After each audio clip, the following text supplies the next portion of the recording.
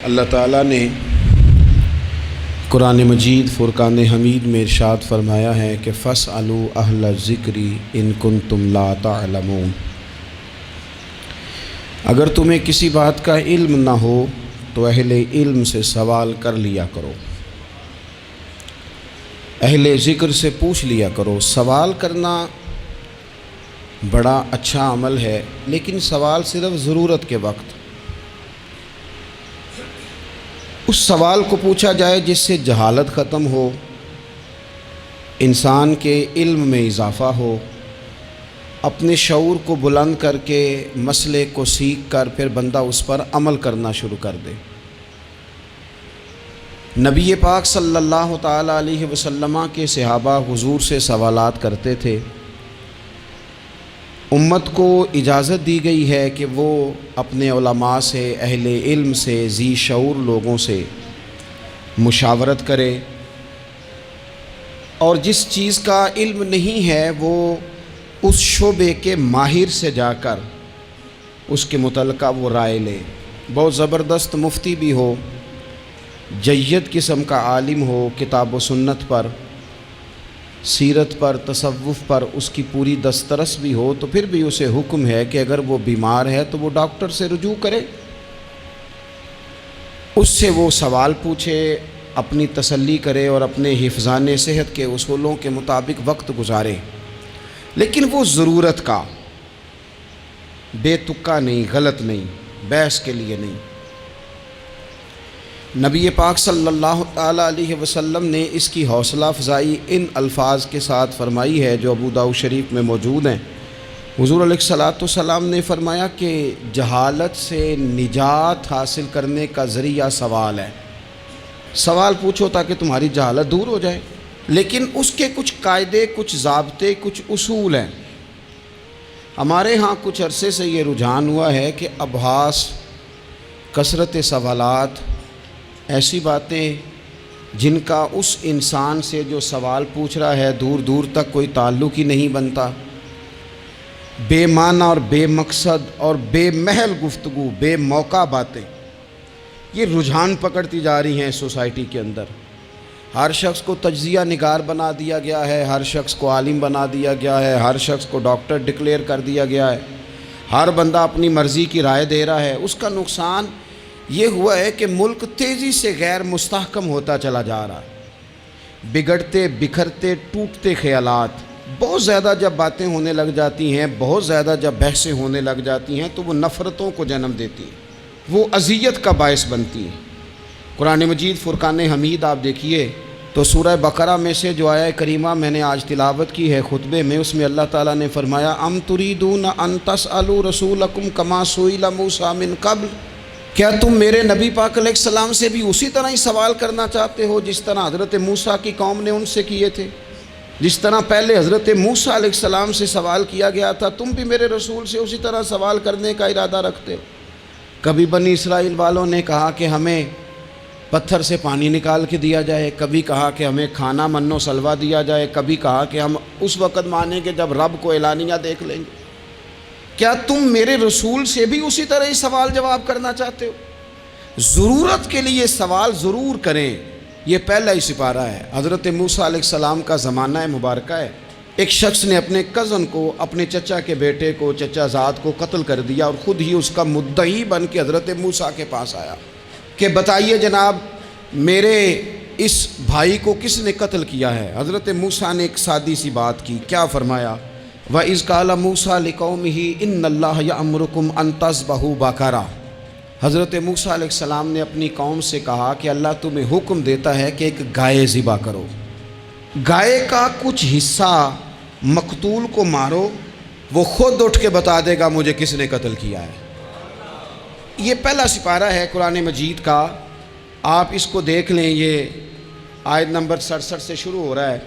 تو اب وہ چونکہ ذبح کرنا نہیں چاہ رہا تھا، اس کو پتا تھا کہ مجرم تو میں خود ہوں، وہ ذبح چونکہ کرنا نہیں چاہ رہا تھا تو اس سے کہا کہ مارو ایک حصہ گائے کا، اس کو تو یہ اٹھ کے بتا دے گا۔ تو اس نے جواب کیا دیا؟ قالوا اتتخذون ہزوا، کہنے لگا آپ میرے ساتھ مذاق کرتے ہیں، کبھی ایسا بھی ہوا ہے؟ قال اعوذ باللہ ان اکون من الجاہلین، حضرت موسیٰ علیہ السلام فرمانے لگے میں اللہ کی پناہ مانگتا ہوں میں جاہلوں میں سے ہو جاؤں. ہر وقت مذاق کرتے رہنا یہ تو جاہلوں کا طریقہ ہے.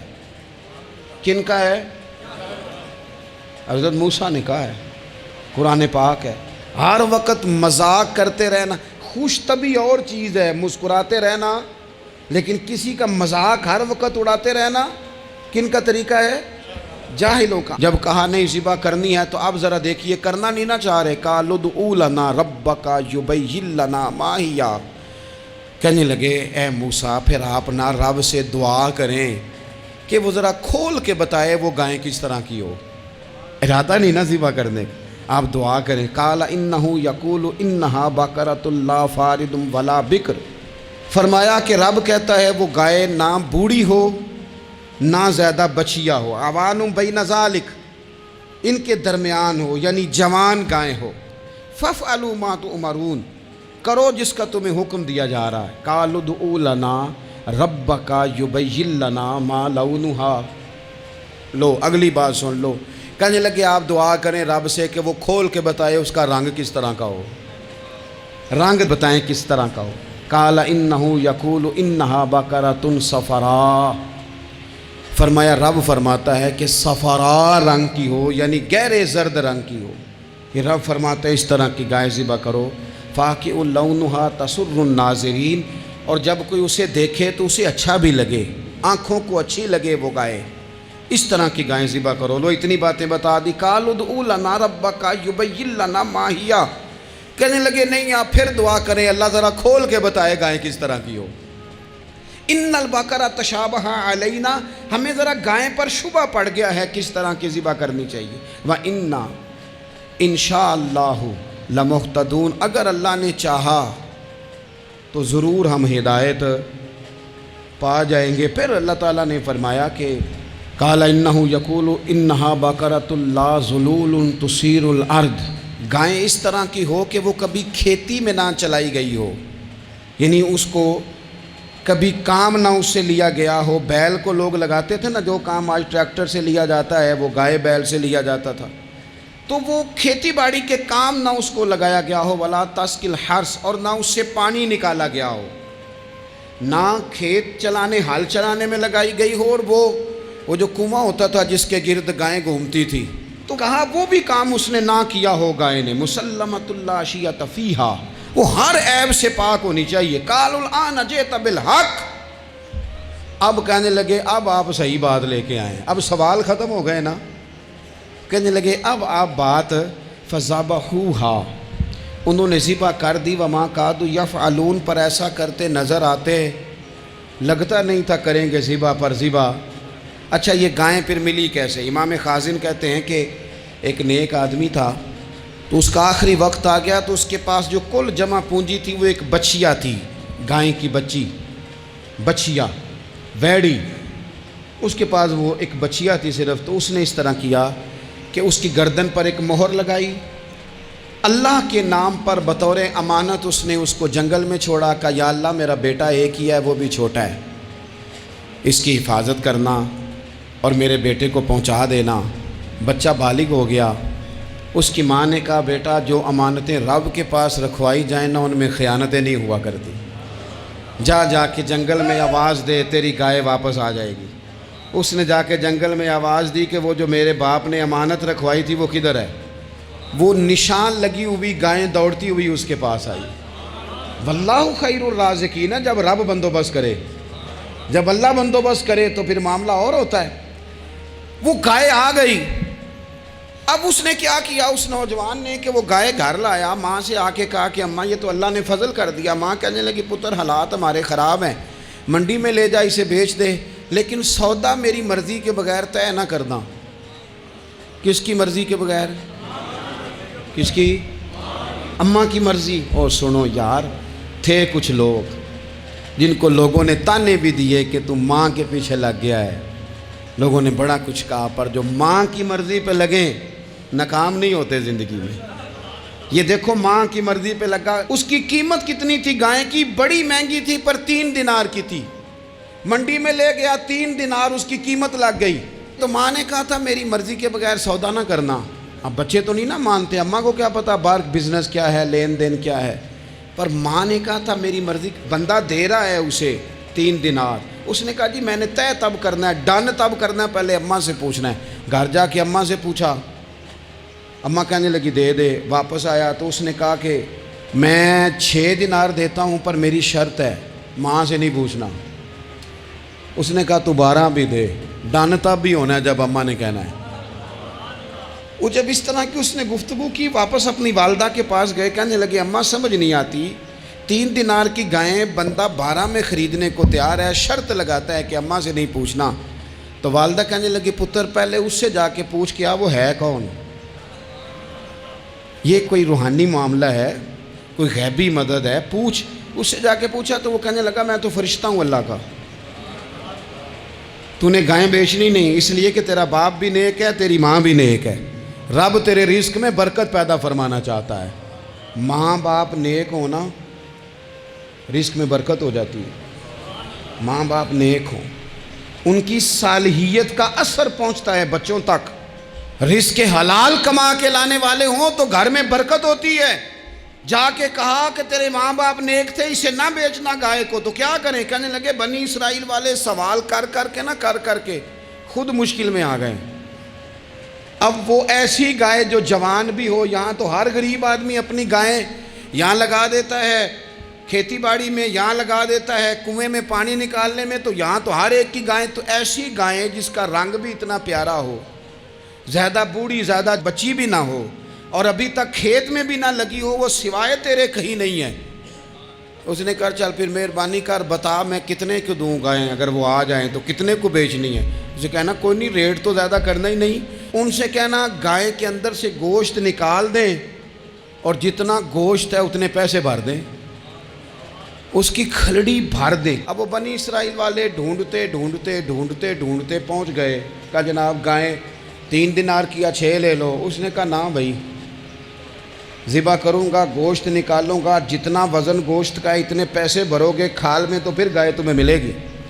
اب مجبور تھے، کیا کرتے؟ ابن کثیر حدیث لائے ہیں، امام سیوطی نے در منصور میں بھی لکھی ہے، نبی پاک صلی اللہ علیہ وسلم نے فرمایا سنو جوانوں، اور اسے دل کی تختی پہ لکھو، نبی پاک علیہ السلام نے فرمایا اگر بنی اسرائیل والے زیادہ سوال نہ کرتے تو اتنی مشکل کا شکار نہ ہوتے۔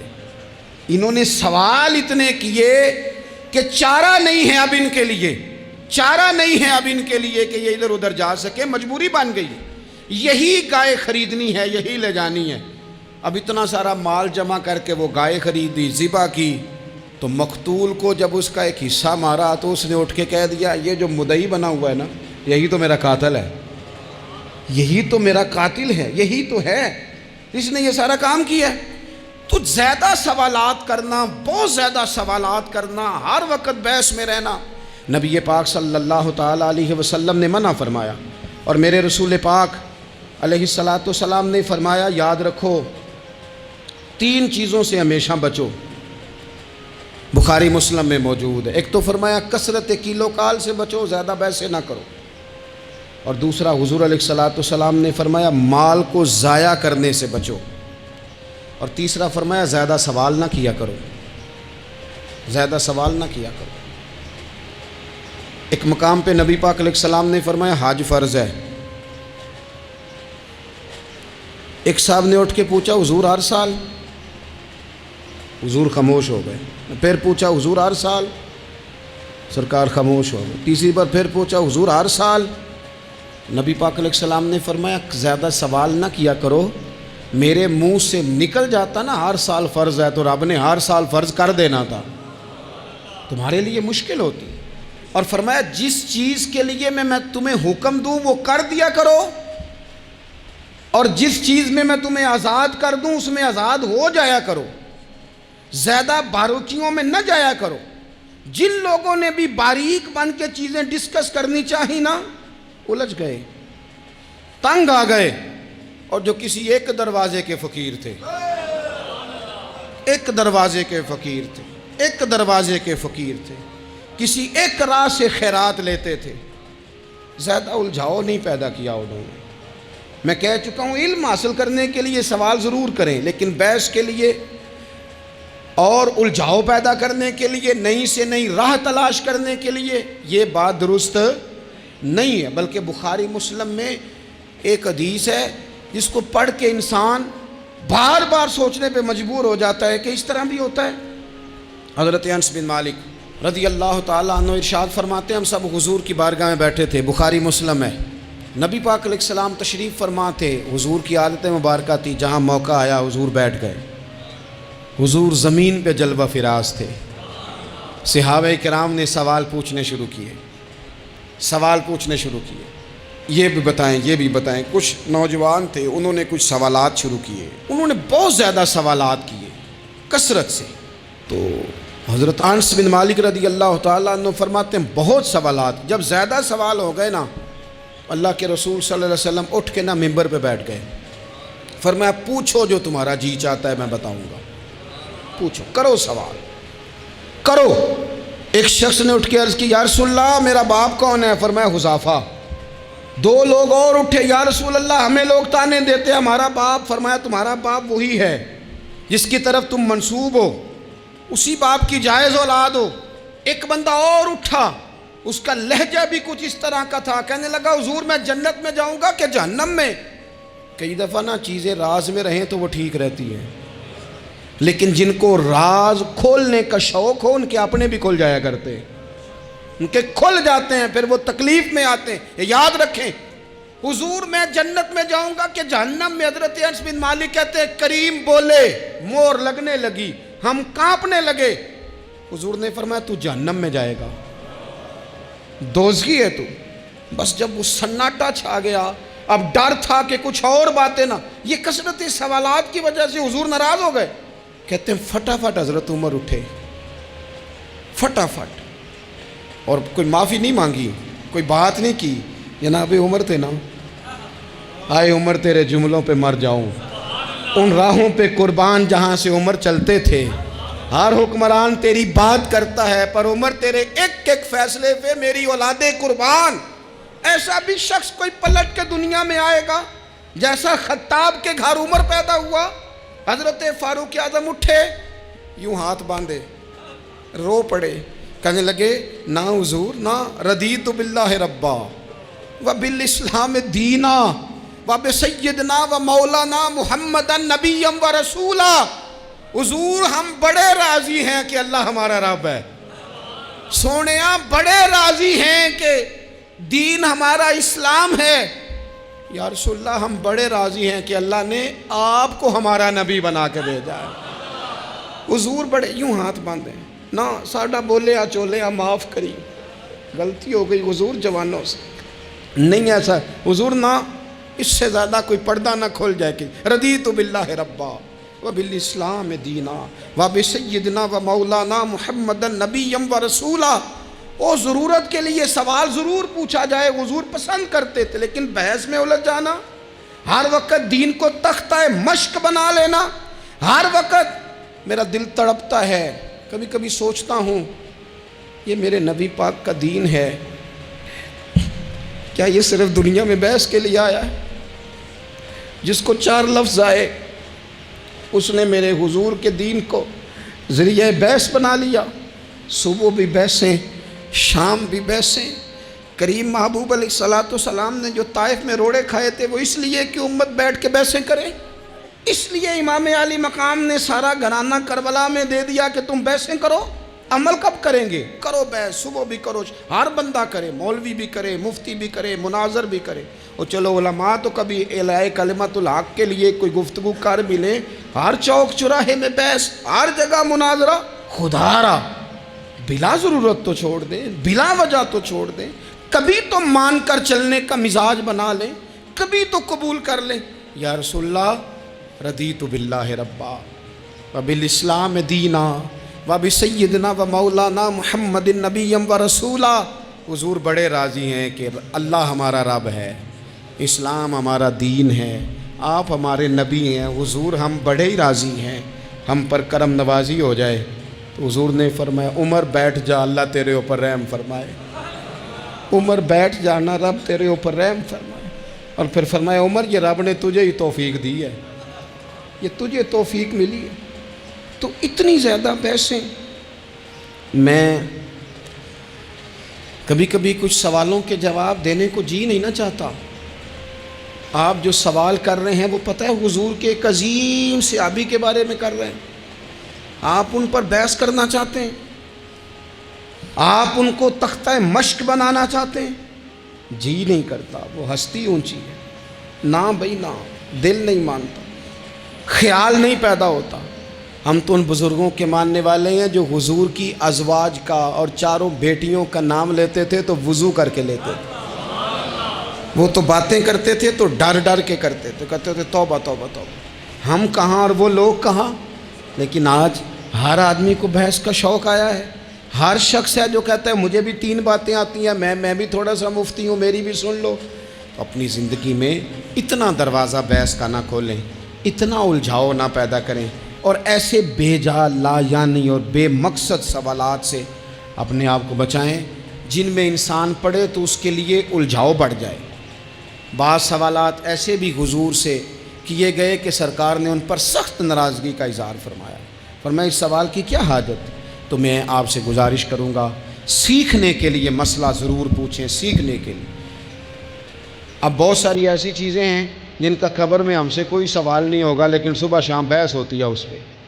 ہمارا کوئی اس مسئلے میں لینا دینا نہیں, لیکن ہم بحث کرنے کو صبح و شام تیار ہیں. اللہ تعالیٰ بابا فرید